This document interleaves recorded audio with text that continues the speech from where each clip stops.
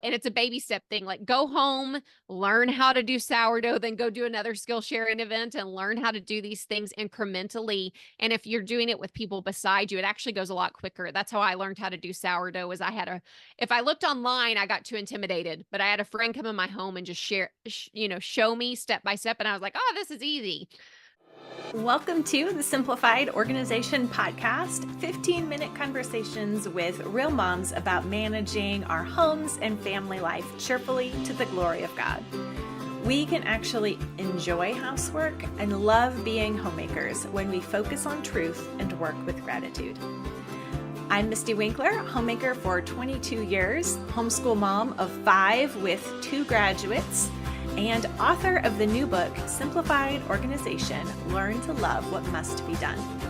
Today, I have part 2 of my conversation with Lindsey Stomberg. Lindsey runs Reformed Faith and Family website and podcast with her husband, Caleb. Together, they have 7 children ranging in ages from 3 to 15.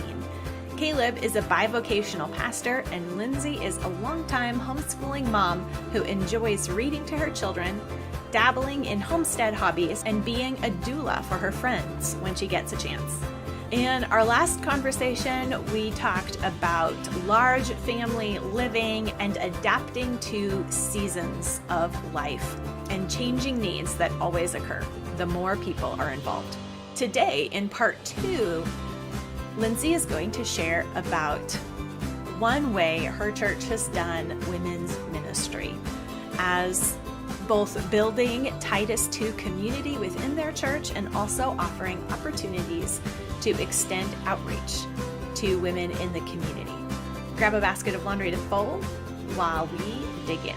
So now you also have a very interesting way of doing women's ministry in your church, and a way to apply Titus II and offer ministry to other women. So I would love to hear about what you guys are doing Yes. there. It's something we've done at times. Right now, we haven't done it for a little bit, but I also started a co-op last year. We did it for a year and then stopped. It's just kind of, again, seasons come and seasons go for what you're able to do. But this is a really neat way to both serve your church and your community. Is if you have the initiative, so I'm talking to your listeners, if you feel like you have the initiative to do this, I highly recommend it. But a skill sharing program where if you have people in your church that, let's say one mom can sew and another mom or grandmother, is really good at canning, and another one is great at embroidery and all these different skills. And some of them are kind of becoming lost skills because they haven't been done for a few generations. We have a couple of generations where, I feel like I wasn't really taught to be the homemaker I needed to be for this many kids. So I really am, starving for, teaching me how to do these things now. And so a lot of moms go to the online space to find that encouragement. But what if we could actually get in-person encouragement from our church? Because that really is such a valuable thing to have someone who can walk alongside you in person. Mhm. And I think everyone has a skill set, and even if you're nervous to share it, you can invite people over to your home or host it at church and, trade times each month that a mom does it, but host a skill sharing event where you share your skills with moms and either go into their home or at your church. And you can either invite just people from your church, so it's more of like a Titus II event, or you can even open it up to the community. And that's a great way to share the gospel with people, as well as training moms in these basic skills, and invite some of the youth, like girls, to come and learn these skills as well. And what a great mom and daughter bonding time that can be to do those things together.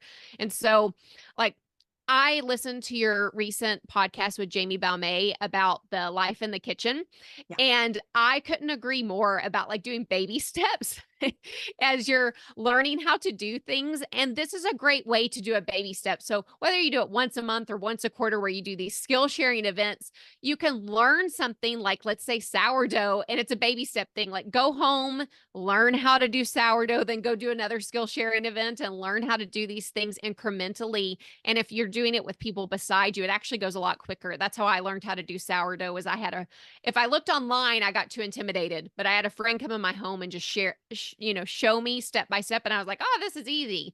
So it's just a different thing in the relationship building process when you could do it in person. I think it's something we've lost over time, of having that community between women.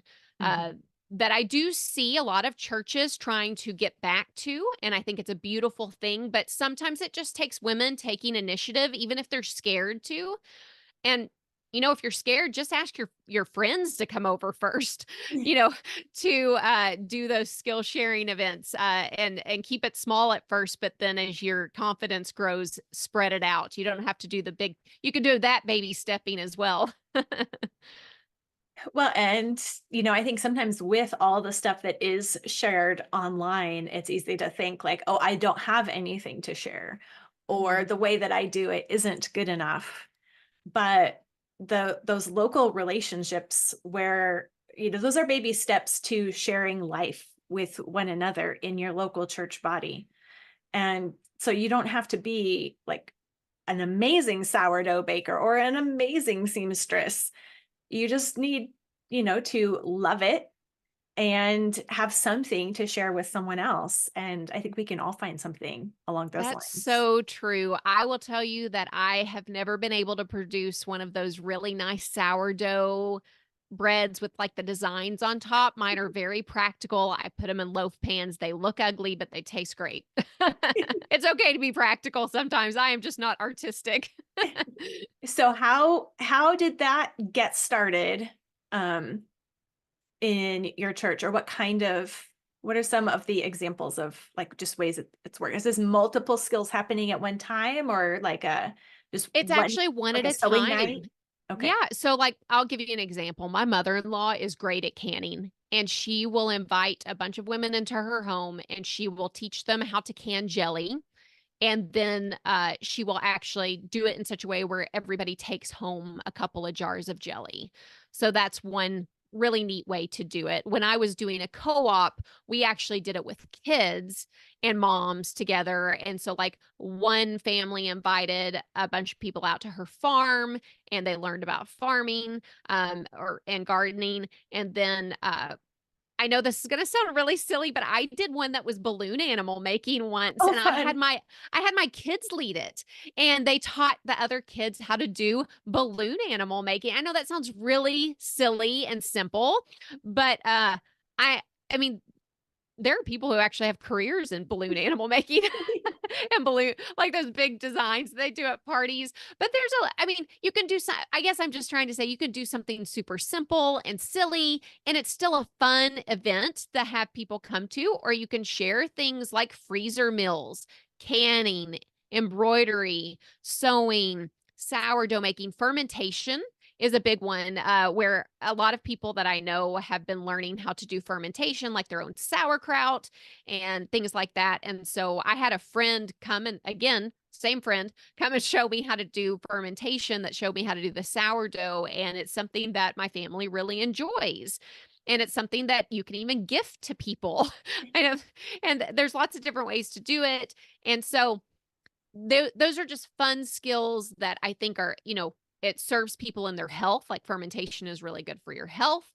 When it comes to like freezer meals, that's part of hospitality. Like if you're taking meals to people as a church, you can actually, I was a part of a church at one point that did where everybody got together, made freezer meals, stuck them in the freezer at church. And then when things would come up, they would actually just give a set of freezer meals out to people. And so they would kind of do a bulk thing. So there's a lot of different ways that you can do these things. And not only is it good for your own family, but it can serve the church as well and serve your community.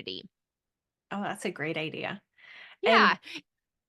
good. I think lots of people are trying to come up with ways to share the gospel with their community in a really organic way and get, where I am not one that would do the seeker friendly church stuff, but this is a nice way to share a skill with women in your community that are starving for learning how to do this stuff. And it is an organic way to be able to share the gospel. Yeah, I think that is a natural and formerly culturally normative, way for Right? women to be in community and become friends, is like side by side, sharing that knowledge. And, I know things that I never would have tried myself or thought that I'd be interested in.